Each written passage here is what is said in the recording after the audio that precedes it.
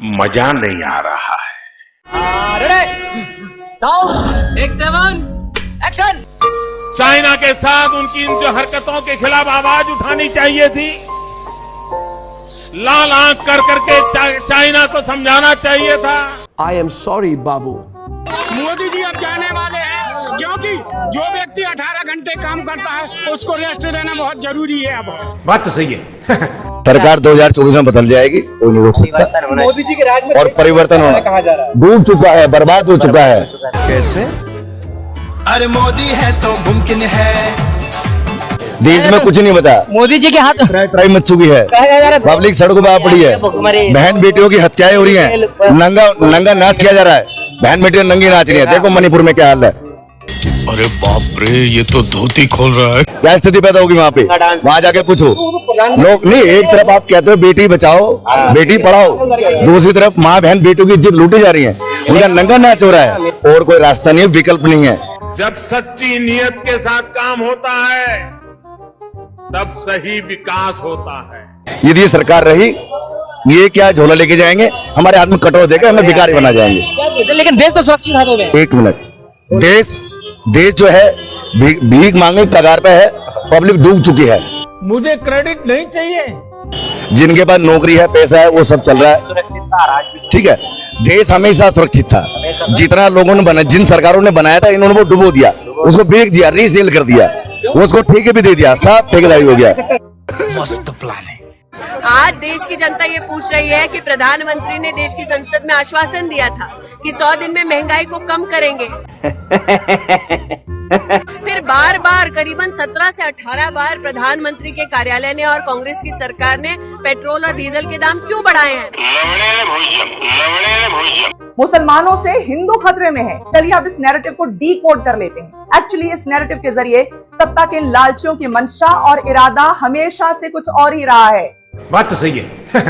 असल में ये 20% से कहीं कम कट्टर हिंदुत्ववादी खुद को उच्च जाति का मानने वाले लोग हैं, जो बाकी के 80% यानी ब्राह्मण छोड़ बाकी के तमाम हिंदू वर्ग और मुस्लिम सिख ईसाई एक्सेट्रा पर राज करते रहना चाहते हैं। देश देख रहा है, एक अकेला कितनों को भारी पड़ रहा है। कोई खतरा वतरा नहीं है इन्हें किसी माइनॉरिटी से।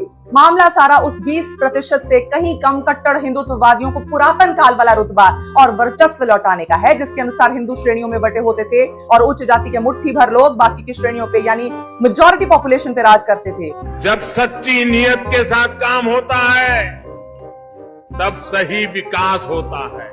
वही वाली मानसिकता है ये, ढोल गवार शूद्र पशु और नारी सकल ताड़न के अधिकारी। यानी असल कोशिश तो ये कि 20% की हुकूमत हो और आम आवाम नून रोटी मिल जाने पे ही तालियां और थालियां बजाती फिरे, ना कुछ और मांगने की जुर्रत करे, ना कभी सवाल उठाए, ना कभी सर। एक अनपढ़ आदमी देश पर कितना बड़ा बोझ बनता है। चांद पे क्या मोदी जी ने पहुंचाया? वो तो साइंटिस्ट की लोग कह रहे हैं मोदी है तो मुमकिन है। उन साइंटिस्टों की रात दिन की मेहनत है, जिन्होंने अपनी रात की नींद खोई थी, जिनकी पढ़ाई बरसों की पढ़ाई थी। सही पकड़े हैं। ये मोदी जी का क्या जिम्मेवारी? ये तो आए लोग मोदी जी का नहीं, इसकी पूरा श्रेय जाता है हमारे जो साइंटिस्ट हैं, जिन्होंने रात दिन की मेहनत है उनको जाता है। मोदी जी भी 22 घंटे काम कर रहे हैं। मोदी जी वो तो अंदर क्या चढ़ते हैं वो तो भगवान ही जाने। और मोदी जी सब चंगासी। पीएम मोदी और नितिन गडकरी के बीच तनातनी किसी से छिपी नहीं है।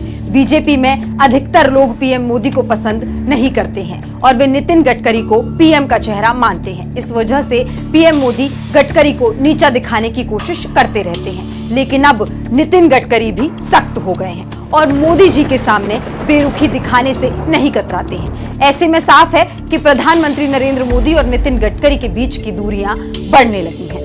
खबरें कुछ ऐसी हैं कि मोदी और गडकरी के बीच सब कुछ ठीक नहीं है। नितिन गडकरी कई बार ऐसे बयान दे चुके हैं जिनसे पता चलता है कि वो मोदी और भाजपा के काम करने के तरीके से पूरी तरह इत्तेफाक नहीं रखते हैं। इस वजह से वो मोदी जी की कुर्सी के लिए खतरा बनते जा रहे हैं। इसलिए गडकरी पीएम मोदी की आंखों में खटकने लगे हैं।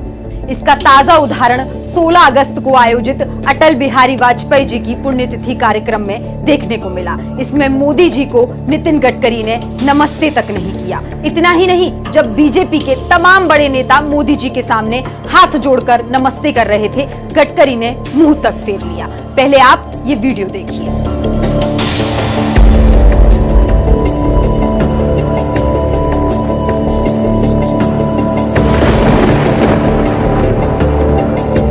क्या आपको नजर आए पीएम मोदी को लेकर गडकरी के बदले तेवर? ना तो गडकरी जी ने मोदी को देखा, ना मुस्कुराए, उल्टा मोदी के आते ही मुंह फेर लिया। ये तस्वीरें बयां कर रही हैं कि भाजपा बट रही है। भाजपा के नेताओं की आंखों में अब पीएम मोदी खटकने लगे हैं। इसके अलावा एक दिन पहले ही चंद्रयान 3 की सफल लैंडिंग पर गडकरी ने इसरो वैज्ञानिकों को फोन कर न केवल बधाई दी बल्कि उसकी वीडियो रिकॉर्डिंग भी करवाई।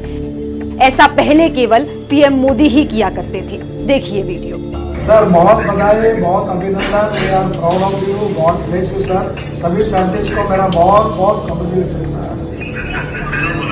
Thank you sir, thank you sir, नमस्कार। सिर्फ हम नहीं कह रहे हैं, सोशल मीडिया पर लोग खुद कह रहे हैं कि अब बीजेपी में मोदी राज के उल्टे दिन शुरू हो गए हैं। गडकरी का इशारा साफ है कि अब उनका निशाना पीएम मोदी की कुर्सी है। बीते साल से ही ऐसी खबरें आ रही हैं कि बीजेपी आलाकमान और गडकरी के बीच सब कुछ ठीक नहीं है और हाल का ये वीडियो इस बात की पुष्टि करता है कि अब पीएम मोदी और गडकरी में आर या पार की होने जा रही है।